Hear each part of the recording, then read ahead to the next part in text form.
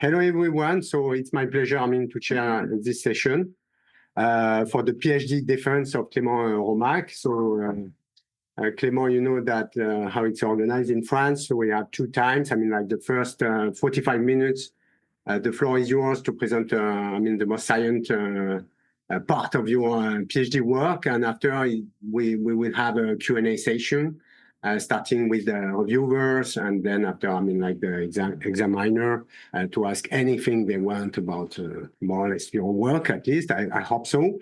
And so I'm just present the jury first, just to be sure that all of us are connected, because we can see you very well, here online, and to be sure that the sound is good on your side. So Ellie PAVLICK, associate professor, can you hear us? Yes, I can hear you. Can you hear me all right? Yeah, it's fantastic. Thank you. Okay. Raj AMMANABROLU, assistant professor. Can you hear us? Yep, I can hear you guys. Okay, thank you. All right. Hugo LaRochelle, we have seen you early. Still working the sound on your side, professor? Works for me. Yeah.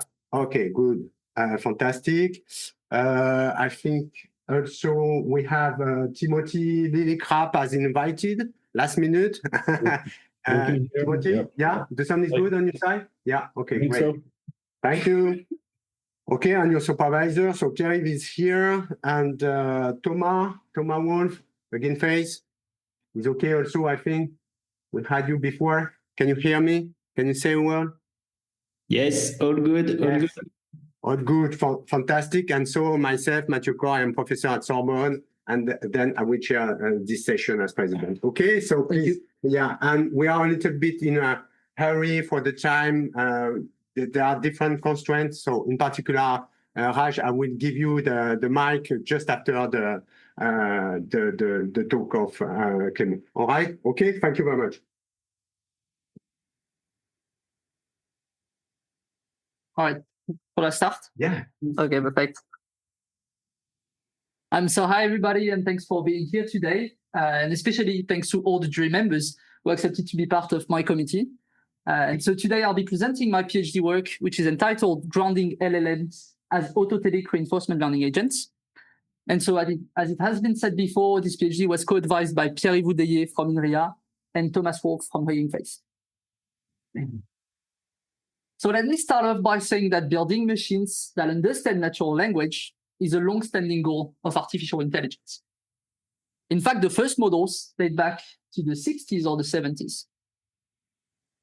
But beyond that, measuring the machine intelligence has also long been tied to its ability to understand natural language, right? So there's a tight link between what we associate as a machine's intelligence and its ability to understand text.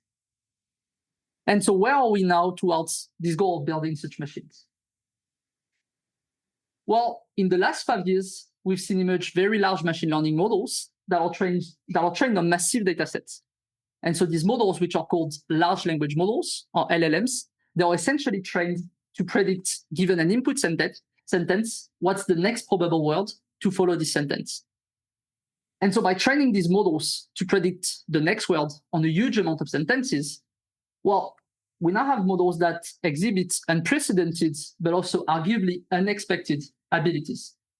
So this ranges from translating texts to solving math problems, but also to proposing actions for robots that will solve daily tasks.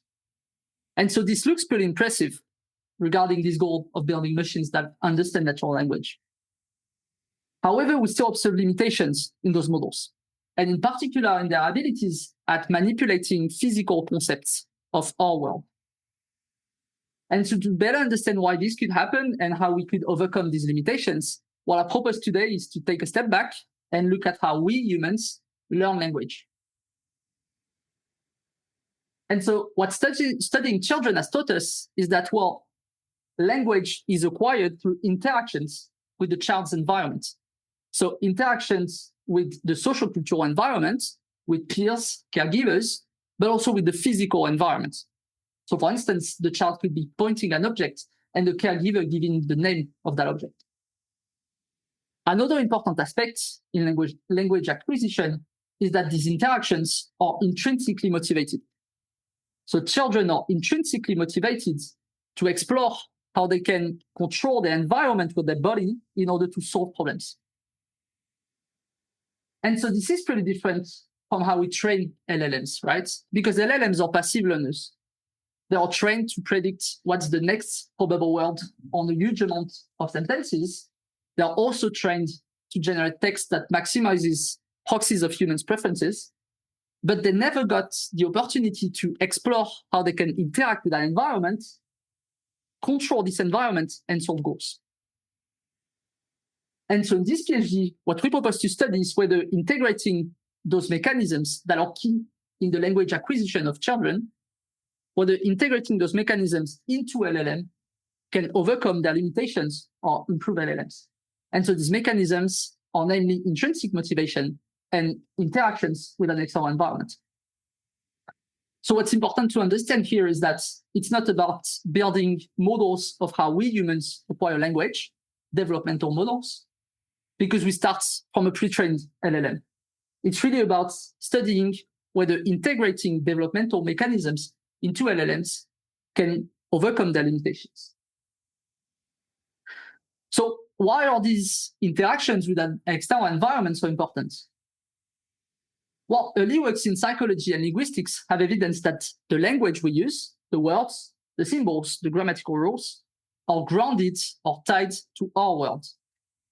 And beyond that, we also know that language, but so as many other cognitive abilities, are acquired through experiences, right? Experiences with our world, embodied experiences.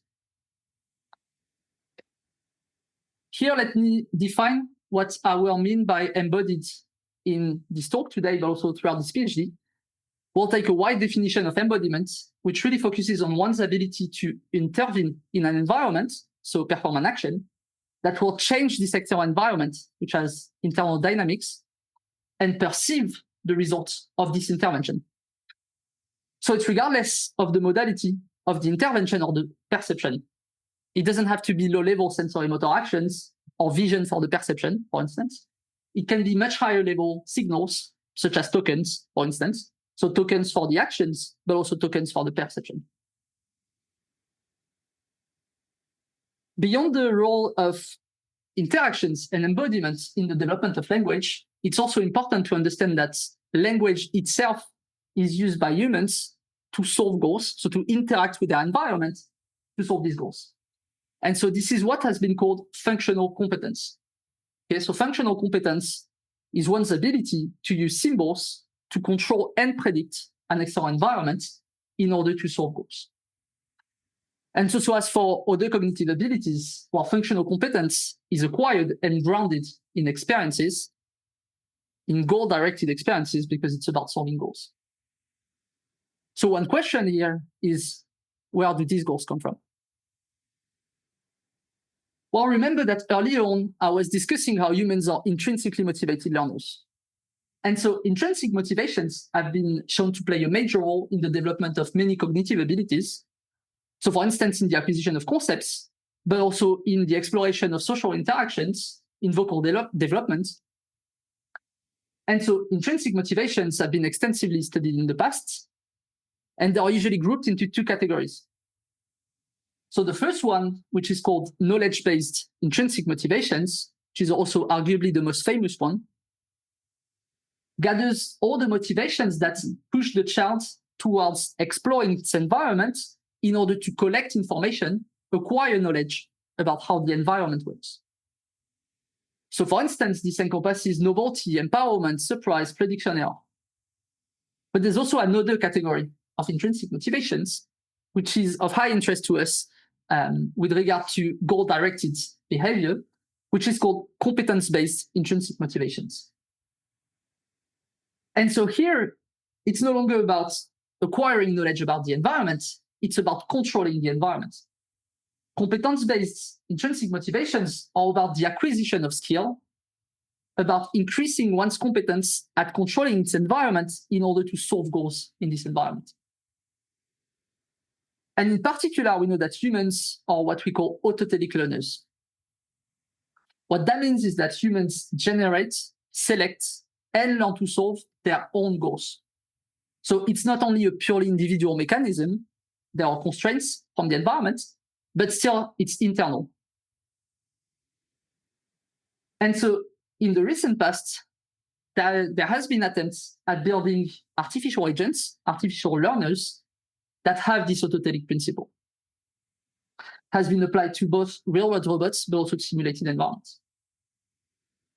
And so when one wants to build such an autotelic artificial agent, one needs to define essentially two big parts. The first one is the goal selection part. So how this artificial agent will select its own goal. So one needs to define a goal space, the space of possible goals the agent can select for itself, and a sampling strategy, how the agent will navigate this goal space and select the goals in this goal space. The other essential component is the goal learning part. Well, once a goal has been chosen, the agent has to learn to interact with an environment in order to solve this goal. And so for this, in the literature, but also in this PhD, we consider goal condition reinforcement learning setting. So in reinforcement learning, we have an agent that is interacting with an environment. This interaction is done by performing an action that is changing the environment, and the agent is observing the environment following this action. The agent is also receiving a reward, which is associated to the task it has to solve. And what we want here is the agent to learn a policy, which is a function that maps observations to actions, such that this policy maximizes the sum of rewards the agent obtains over time. And here we are in a goal condition reinforcement learning setting, meaning that the environment is also sending a goal, and the reward is associated to this goal. And so the policy is also conditioned on this goal, right? So we want the policy to be able to solve different goals. And so if we integrate this into an autotelic agent, well, what we get is essentially an autotelic reinforcement learning learner, where the goal and the reward no longer come from the environment, but are directly inside the agent. So now the agent samples its own goal, and given an observation and this goal that was sampled, it computes its own reward. All right, so let me take a step back and summarize what we've been discussing so far. So we know that in humans, language is acquired through interactions with the child's environment. We also know that these interactions are driven by intrinsic motivations, and in particular, autotelic learning, where the child generates, selects its own goals and learns to solve these goals. What we also know is that while language itself is used to solve this goal, which is what we call functional competence. We also discussed LLMs, which are trained to predict the next word on a huge amount of sentences. They are impressive models, but they were never trained to interact with an environment, discover how they can control this environment in order to solve goals, and in particular, how they can use language to solve goals. And so in this PhD, well, we propose to essentially mix the two. So what that means is that we propose to change the perspective. Instead of using LLMs as models that just generate text, we propose to consider LLMs as agents that will generate tokens for interventions in an external environment. So these tokens will change the environment, and the LLM agents will observe the results of this intervention. And so here, we want our LLM agents to adapt how they will use these tokens to solve goals. So we want to turn LLMs into embodied learners. We want LLMs to align their functional competence, their ability at using tokens to control an environment to solve goals. We want them to align this competence to an environment. We want them to ground their functional competence to an environment. And so in the first part of this defense, I will focus on this online intervention loop and how we can ground the functional competence of LLMs. Then in the second part, I will focus on the goals that we give these LLM agents. And especially I will focus on how, well, such LLM agents can be turned into autotelic LLM agents that select their own goals. And so throughout this PhD, we propose multiple contributions toward this goal of building autotelic LLM agents that are functionally grounded in an environment. And today in this talk, I will focus on three of these contributions. So for the first part of the talk, the learning to solve goals, I will focus on GLAM and the grounding analysis from 2024. And then for the autotelic part, I will focus on Magellan.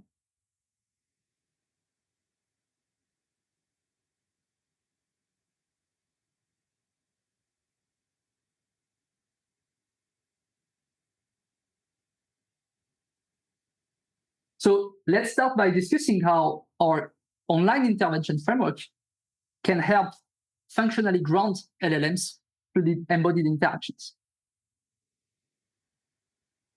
So I will start by presenting a contribution which is called Grounding Large Language Models in Interactive Environments with Online Reinforcement Learning, which was a joint work with Thomas Carta and colleagues. And so what I'd like to mention first is that while the framework that I will present here might sound familiar to some of you today, at the time when we published this paper, it was, to the best of our knowledge, the first approach and work to consider an LLM as an agent that can interact with an external environment and learn how to align these interactions with online reinforcement learning. And so in this paper, we introduced GLAM, where the idea is that we want our LLM to act as the policy of a reinforcement learning agent. So we want our LLM to choose the actions to interact with an environment to solve goals. So in GLAM, we consider the textual environment, which is called Baby AI Text, which is built on Baby AI from Chevalier and Boisvert 2018. And so in this textual environment, the agent receives a goal it has to solve, which is a natural language sentence, but it also receives a description of the environment, textual description. And so what we want is our LLM to choose the actions to perform in order to solve this goal. So we compiled all these informations in an arbitrary prompt, and we want our LLM to output the next action. So for this, we could have chosen to, well, simply generate text as the LLM to generate the next action. But instead, we took inspiration from Seikan, from Anne and colleagues in 2022, where the idea is that instead of 3D generating text, because we know the actions that are allowed in the environment, we can directly compute what's the probability an action has to be generated by the LLM. So for instance, for the action go forward, we can compute the probability of the word go to follow the prompt and the word forward to follow the prompt and go. And so we get the probability of go forward to be generated by the LLM. We can do that for all the actions in the environment, normalize this, and we get this probability distribution outputted by the LLM over the actions. This is essentially a policy function. And so we can sample an action from this policy function, send this action to the environment, it will change the environment, and then the LLM can perceive the results of this action. So here we have our interaction loop. We have an LLM that is used as an agent's policy. And so because we have this interaction loop, well, we can apply reinforcement learning to change the LLM and the policy that is outputted. So in this work, we chose PPO as the reinforcement learning method. I won't discuss this choice too much here, but I'm happy to take questions afterwards.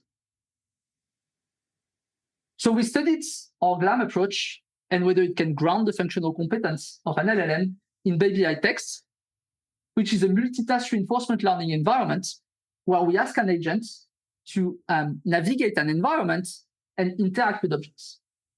And so these objects are boxes, balls, and keys. They can be of different colors. It's randomly initialized. And so the agent has to select actions to navigate, pick up objects, combine objects with others, and so on.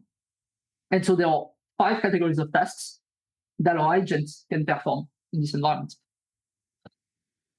So we use this environment to study GLAM. So we applied our GLAM approach to a FLAN T5 model. We also compared it to multiple baselines. So for instance, we applied GLAM to the same language model, but we reinitialized all the weights so that we can disentangle the architecture and the pre-trained weights. We also reported the results of a classic reinforcement learning baseline in textual environments. So as another baseline, which is applied to baby eye, not baby eye text. So this gives you an insight of how classic reinforcement learning approaches converge in this environment. But here we'll focus on the blue curve, which is our GLAM approach applied to a FLAN-5 model. And so we report the average success rates. So the percentage of time our LLM is solving the goals it's given. And so what we can observe is that at the beginning, while the functional competence of our LLM, its ability to solve goals, is really low, but with GLAM, we quickly improve this functional competence. So our LLM is now able to solve goals in this environment. What we also wanted to look at in this paper was, well, how this functional competence was generalizing to changes in the environment, essentially how it was affecting really the functional competence of the model, how GLAM was affecting the functional competence. And so what we performed was that at evaluation time, we replaced all the objects in the environment. So the boxes on our cars, the balls, tables, the keys, chairs, and then we ask our language model to solve the same tasks. And so what we observed is that there's no performance drop in the result. So what this hints is that our approach has really grounded the tokens that are associated to controlling the environment. We can even go further and replace the objects by inventing nouns, and we'll still obtain good results. However, if we change the actions themselves, so if we rename the actions, there's a huge performance drop. So again, what this means is that GLAM has really grounded the tokens that were used during training to control the environment, but here it appears that it did not affect other tokens. So in a follow-up paper, which was led by Salim Aisi, we wanted to go a bit further in understanding what was the impact of our GLAM approach on LLMs. And so we proposed this larger scale study where we varied LLMs, environments, but also prompts. And so we proposed to study, well, again, the functional competence, so how our framework was affecting the functional competence of the model, but also its broader understanding of the environment and how GLAM was changing the representational abilities of the model. So first, we looked at the prompt sensitivity. So essentially what we did is that during training, we use a single prompt formulation, but at evaluation time, we also evaluate the model's ability at solving goals with other prompt formulations. And so what we observed is that across different language models, but also different environments, there's a huge performance drop when we change at evaluation time the prompt that is used. So there's a high prompt sensitivity, prompt overfitting. To overcome this, well, beyond the functional competence that we observed that drops, we also looked at the representations that are computed by the model, and especially the representation of observations.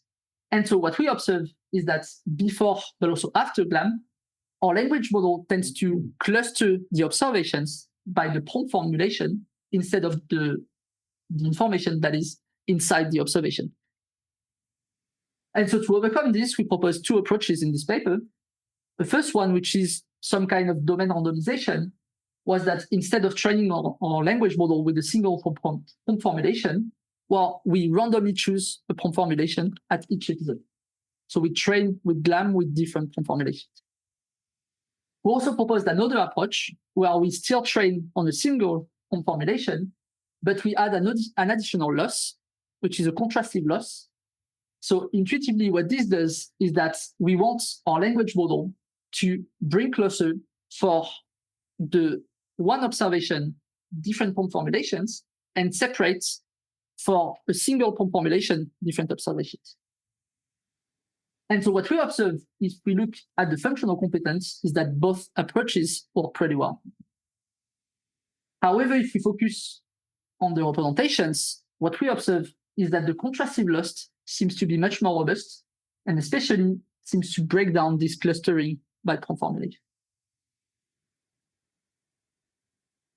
So all of these results that I've been presenting so far on GLAM were really focusing on functional competence. So how GLAM was affecting the model's ability to control the environment to solve goals. But then we wanted to look at, well, how interacting with an environment in order to solve goals can also help the language model acquire knowledge about the environment itself. So we designed two sets of questions. The first one, where at the end of a trajectory, the model is asked how many objects there are in a certain location. And another set of questions where the model is asked to answer what's the most useful task, the most useful object for a given task. And so what we can observe is that by just naively applying GLAM on a single prompt formulation, our model is already better at answering questions about the environment. But if we go beyond, and especially if we apply our contrastive loss, our model is now much better at understanding those questions. So what this means is that by interacting with an environment to learn to solve goals inside this environment, our language model might also acquire all the knowledge from this environment. So to conclude this first part, I've introduced GLAM, which is an online reinforcement learning-based functional grounding approach. I've shown how GLAM can improve, align the functional competence of LLMs. But we also discussed that GLAM might have a broader impact on the representational changes of the language model. And so in this part of the talk, I was ignoring where the goals were coming from. They were essentially coming from the environment. So now I propose to look at how such an LLM agent that is trained with GLAM can be turned into an Autotelic LLM agent that selects its own goals.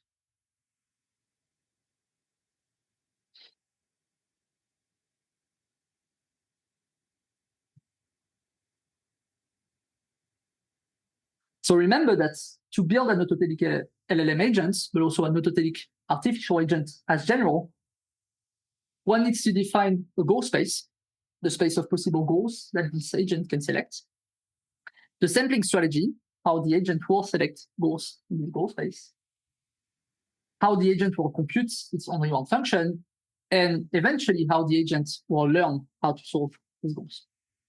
So for the last one, well, we've discussed GLAM beforehand.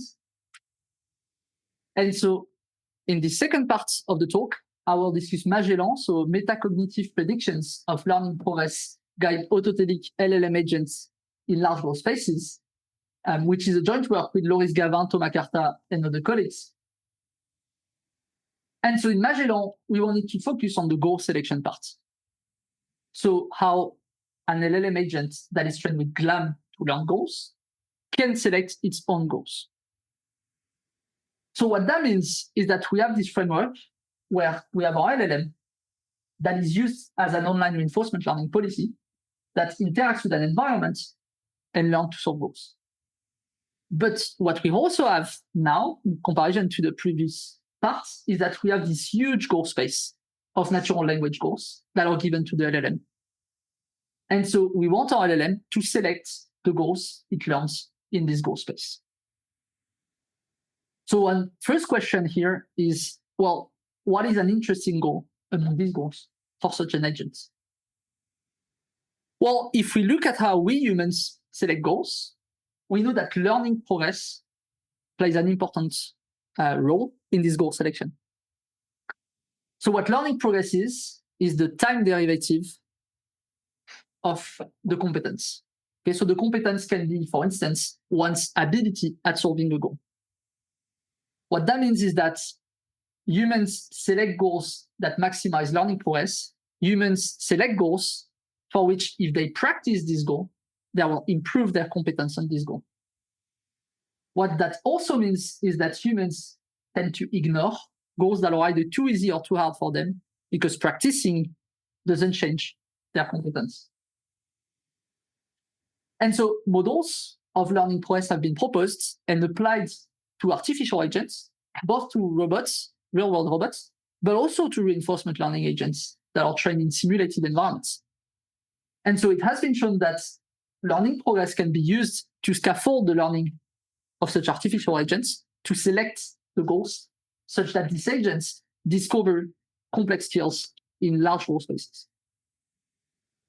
One key challenge in using learning process, however, is this computation of learning process itself. So what we usually do is that we compute an approximation of the derivative, which is the difference between the current competence and the past competence. But the key challenge is to compute the competence, because if we want our agent to select the goal that maximizes its learning process, our agent has to estimate its own competence over the whole goal space. So to illustrate this, let's assume that we have a learner and a goal space. And the learner has already practiced some of the goals in this goal space, but not all of them. Now a learner has to choose its next goal, so it has to estimate its own competence over all these goals, even the ones that were never practiced. So for this, the most naive approach is to evaluate the learner on all the goals. So we evaluate the learner, we have its competence, and so we know its competence over the whole goal space. This is convenient because we have, well, the perfect estimation. We also track what we call in the paper as the competence transfer. So this idea that when an agent is trained on one goal, this training might change its competence on this goal, but also on other goals, right? So there might be transfer between goals, between similar goals. And so with this method, well, we track transfer because we look at all the goals. But the issue is that it's computationally intractable in large goal spaces. We cannot afford such evaluation. So instead, what most people have been doing is what we call online learning process in the paper, is that we only use the goals that are practiced to estimate the learning process. So whenever an agent selects a goal and tries to learn this goal, we use the empirical estimation of its competence that we observe to estimate, to update the estimation. So whenever I practice a goal, I update my estimation of how good I am at solving this goal. The advantage is that there is no additional computation. However, there's no tracking of competence transfer because it's a per goal estimation. And another issue is that, well, these estimations might be really inaccurate. For instance, if a goal hasn't been practiced, I have no idea what's my competence on this goal. Or if the last practice of this goal was a long time ago, well, my estimation might be outdated. And so what people have been doing is to add something on top of that, which is what we call expert knowledge online LP, ET online LP, where people define beforehand categories of similar goals. And so whenever a goal is practiced, we use the outcome of the practice to update the learner's competence estimation, not only on this goal, but over the whole category of this goal. So now we track the competence transfer, but we need to define those categories beforehand. So let me go back to our LLM agent. So we have this LLM agent that is trained with GLAM to interact with our environment. It has this huge goal space. And we want to use learning process so that this agent can select its own goals. So what we need is to compute the current and past competence, to compute the learning process of this LLM agent over the whole goal space. So over each goal of this huge goal space. However, we don't want to define those categories of similar goals beforehand. So what we proposed in Magellan is that, well, the LLM itself can learn to estimate its own competence over the goal space. So our intuition here was that goals are defined with natural language. So there might be semantic relationships between goals. And we had this intuition that our LLM would learn to estimate its own competence on goals that are practiced and generalize this estimation over goals that weren't practiced. What's also really important to understand is that by doing this, we augment LLMs with metacognitive abilities, in particular, metacognitive monitoring skills. So what that means is that we train LLM to be able to estimate their own ability at solving goals. So how do we do this in practice? How do we train LLMs to estimate their own competence? So remember that our LLM is used as the policy. So we train our LLM with online reinforcement learning to output actions. So given an observation and a goal, we train our LLM to output actions. And so in this paper, instead of fine-tuning all the weights of the model, we use low-rank adapters. But what we also want here is that given a goal, we want this LLM to estimate what's its competence on this goal. And so in this paper, the competence is the model's probability at solving the goal. So what we did is that, well, we added another set of adapters and a feed-forward neural net on top of the language model. And we trained this to predict, given a goal, what's the model's probability to solve this goal. So now we have our policy, and we also have our competence estimator that we can train.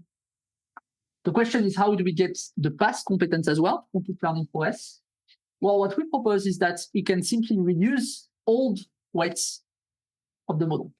So we train the model to estimate its competence. We keep track of old set of weights. And so we can, if we have the T and T minus N set of weights, we can compute the T and T minus N competence estimations and then the learning process. So the whole architecture is this. We have our LLM agent trained with online reinforcement learning policy. And so our LLM agent has this huge goal space. With its fluent competence estimator, the LLM is estimating its own competence over each goal in this goal space. We also use a previous set of weights so that the LLM can estimate its past competence. We compute the difference and we get the learning process over all the goals. Then we select goals according to this. So we use a multi-arm bounded setting, which is a classical setting in learning process-based estimators. And then given this goal that is chosen, well, we can give this goal to our LLM as the policy. It will interact with this goal, learn with online reinforcement learning to solve this goal. And the outcome of the trial can also be used to update the current estimator of the competence. So we studied Magellan in this environment that we introduced specifically to have this setting where we have a huge goal space. But goals can also be grouped together, and common sense knowledge can also be leveraged by the LLM to figure out what are the groups of goals.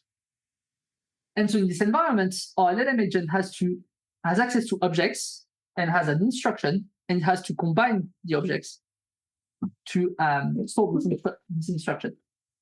So what's important to understand is that in this environment, what we call a goal is a combination of an instruction and the scene initialization, so the objects that are in the scene. What that also means is that, well, most of these combinations are impossible.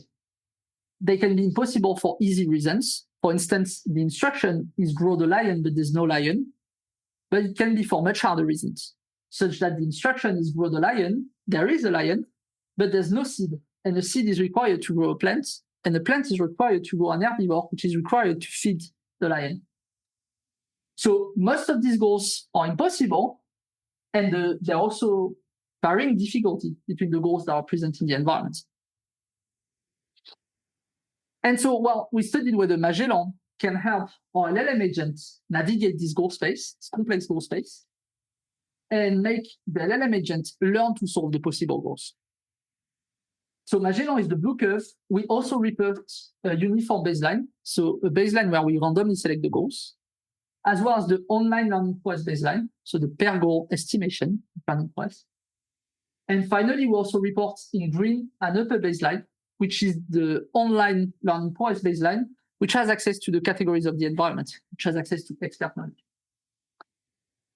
And so what we observe is that, well, Magellan is the only approach that manages to make the LLM agents learn to solve all the possible categories in the environment. But remember, I was saying also that our intuition was that, well, by using the LLM itself to estimate the learning process, we could have an estimator that captures relationships between goals and that is able to generalize its estimations to goals that weren't seen before. And so we performed this experiment where at some point during training, we stopped training and replaced all the goals by unseen ones. And then we studied whether all the baselines, whether they could continue training, continue improving the LLM's functional competence.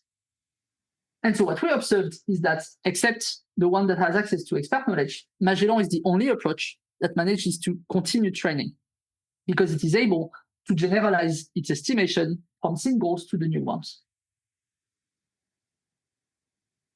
Another interesting aspect is that we looked at the representations that are produced by our competence estimator, so just before the feed-forward neural net.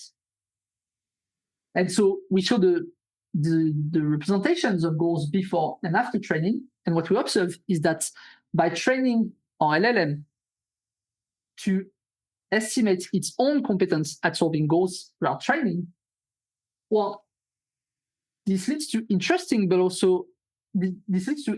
patterns, but also dynamics in the changes of those representations.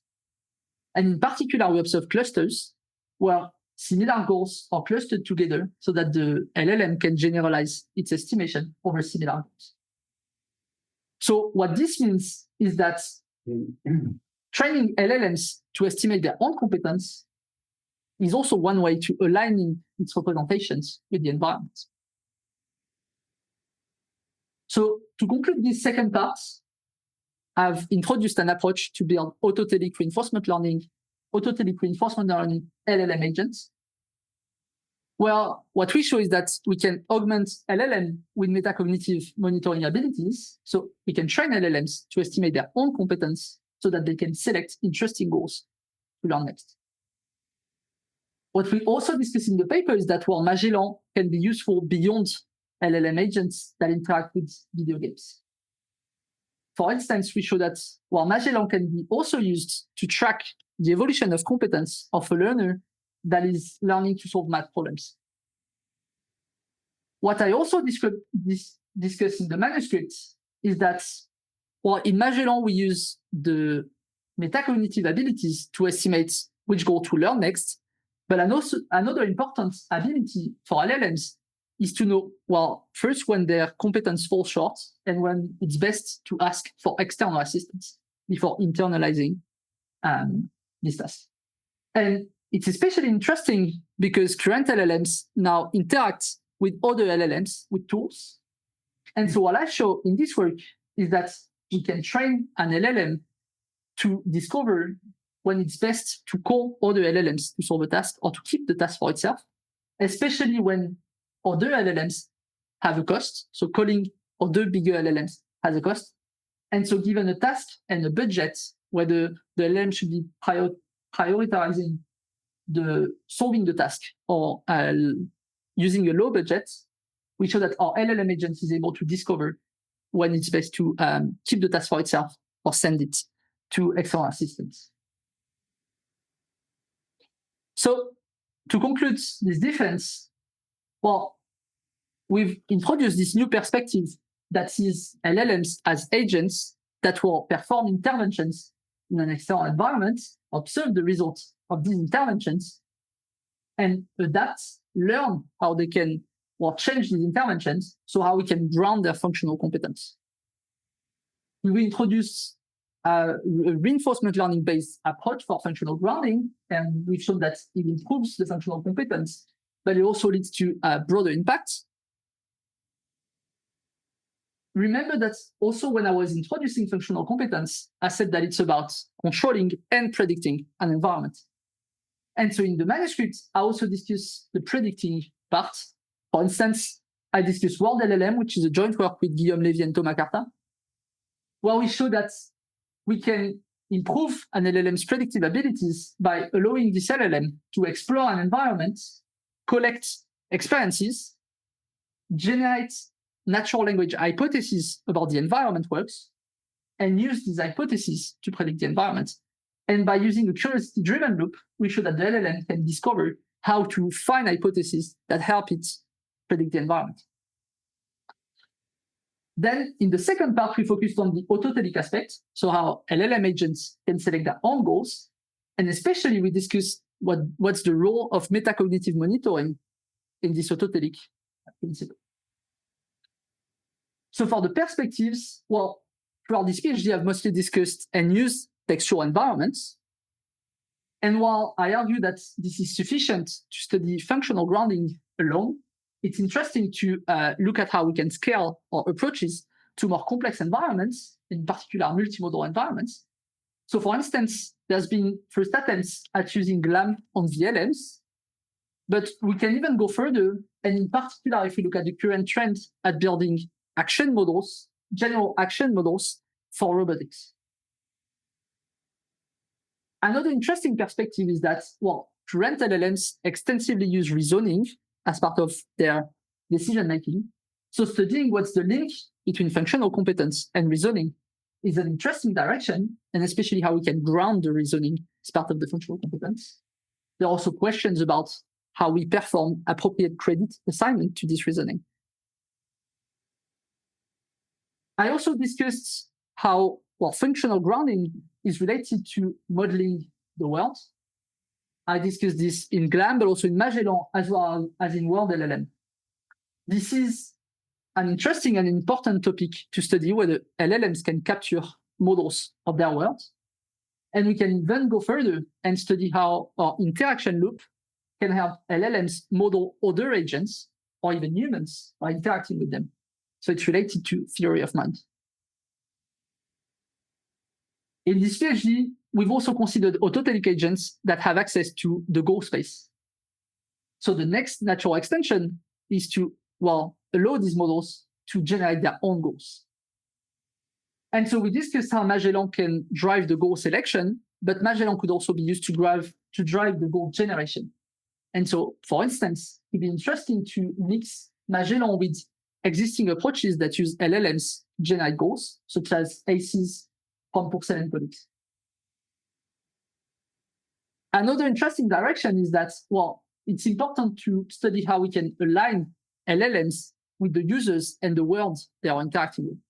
And so functional competence and functional grounding is a step towards this. Another important aspect in this alignment and safety is the development of metacognitive abilities of LLMs. So having LLMs that can say what they know. And so Magellan is also an interesting step towards this, but there's much more to study.